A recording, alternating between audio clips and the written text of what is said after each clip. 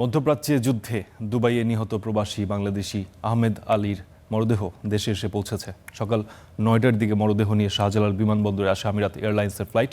ঢাকায় মরদেহ বুঝে নিয়ে সিলেটের মৌলভীবাজারের বাড়ি পর্যন্ত পৌঁছাতে সহযোগিতা করা হবে বলে জানিয়েছে প্রবাসী কল্যাণ ও বৈদেশিক কর্মসংস্থান মন্ত্রণালয়। বিমানযোগেই মরদেহ যাবে সিলেটে। আহমেদ আলী দীর্ঘদিন ধরেই সংযুক্ত আরব আমিরাতের আজমান শহরে বাস করছিলেন। ইরানের ক্ষেপণাস্ত্র হামলায় নিহত হন তিনি। আহমেদ আলীর স্বজনেরা জানিয়েছেন, মৌলভীবাজারের গ্রামের বাড়িতে পারিবারিক কবরস্থানেই দাফন হবে তার। এই বিষয়ে আরও বিস্তারিত জানবো, আমাদের সহকর্মী শাহনুর ইসলাম আছেন, তার সঙ্গে একটু বিস্তারিত কথা বলবো।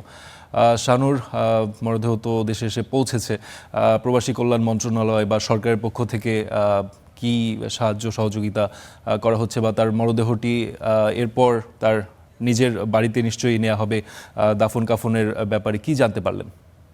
ফারদিন, কিছুক্ষণ আগে প্রবাসী কল্যাণ মন্ত্রণালয় থেকে একটি সংবাদ সম্মেলন করে জানানো হয়েছে, প্রতিমন্ত্রী নুরুল হক নূর এখানে এসেছিলেন এবং জানাচ্ছিলেন যে গত ২৮ তারিখে সংযুক্ত আরব আমিরাতে আলী আহমেদ মিসাইলের আঘাতে আহত হন এবং পরবর্তীতে তিনি মৃত্যুবরণ করেন এবং আজকে ৮টা ৫৫-তে আমিরাতের একটি ফ্লাইটে তাকে ঢাকা শাহজালাল আন্তর্জাতিক বিমানবন্দরে নিয়ে আসা হয়েছে এবং এখানে একটি সাময়িক সংবাদ সম্মেলন করা হয়েছে।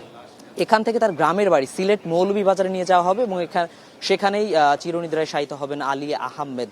আমরা জানতে পেরেছি যে গত ২৮ তারিখে মিসাইলের আঘাতে তিনি গুরুতর আহত হন দুবাই এবং পরবর্তীতে তারা মোট ৩ ভাই ছিল এবং ৩ ভাইয়ের মধ্যে সবচেয়ে বড় ভাই আলী আহমেদ তিনি গুরুতর আহত হয়েছিলেন এবং আজকেই তার মরদেহ এখানে নিয়ে আসা হয়েছেন এবং এখান থেকেই কিন্তু সরাসরি নিয়ে যাওয়া হবে সিলেটে।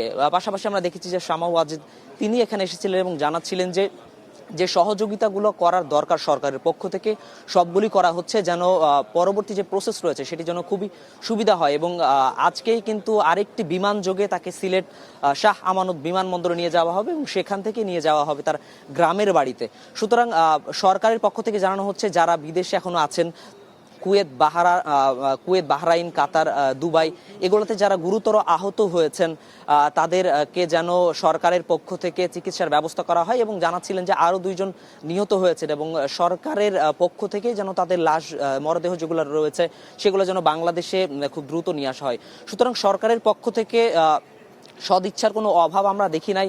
প্রতিমন্ত্রী প্রবাসী কল্যাণ মন্ত্রণালয় নুরুল হক নূর জানাচ্ছিলেন যে সরকারের পক্ষ থেকে যে ব্যবস্থাগুলো নেওয়া হলে পরিবার উপকৃত হবেন এবং পরিবারকে কোনো হ্যাসেল পোহাতে হবেন না, সবগুলো ব্যবস্থা গ্রহণ করবেন বলেছেন এই সরকার।